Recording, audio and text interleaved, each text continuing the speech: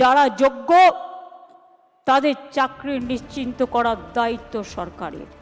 পরিষ্কার বলছি, কোনো রাগঢাক নেই, সুপ্রিম কোর্টের আইন অনুযায়ী করব।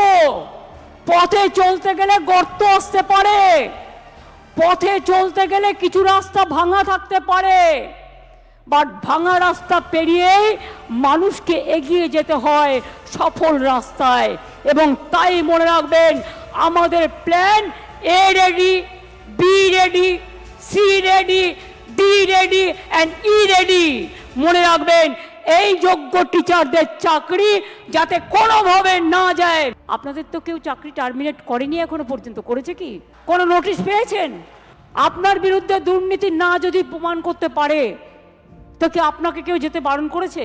যান না, আপনি আপনার কাজ করুন না। আপনার কাজ কে বারণ করেছে? আপনারা বাচ্চাদের শিক্ষা দেবেন না? আপনারা বাচ্চাদের পড়াবেন না?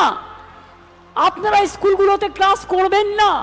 হ্যাঁ, তখন যদি সুপ্রিম ভলেন্টারিলি সার্ভিস কিন্তু সবাই দিতে পারে, সেখানে কিন্তু আটকাবার কোনো জায়গা নেই কারো। ধরুন যদি না করে সুপ্রিম কোর্ট, তাহলেও মনে রাখবেন অল্টারনেটিভ যা করার আমরা করব। এবং সেক্ষেত্রে আপনারা যাতে আবার চাকরি ফিরে পান তার ব্যবস্থা প্রসেসের মধ্যে দিয়েই 2 মাসের মধ্যেই কমপ্লিট হবে এবং আপনাদের চাকরি ব্রেক হবে না।